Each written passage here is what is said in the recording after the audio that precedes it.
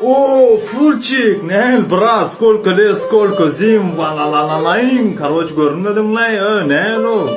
Ne lo bratkam? Короче, men sen çağırmam sebebi vatan dönükler deyip kim aydil ya? Be men düşünüyorum ama son devir TikTok'la mıngıl deyip dururlar bolayım. Короче, bratkam, kortuçka altıram men sana ayıp verecek.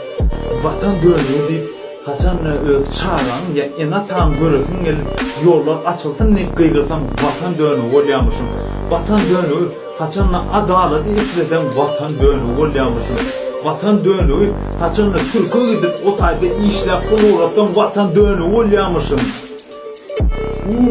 Danu bile. Onlar vatan dönük olsa onu Türk'te bağırımız vatan dönük. Hakik vatan dönükler kimler onlar?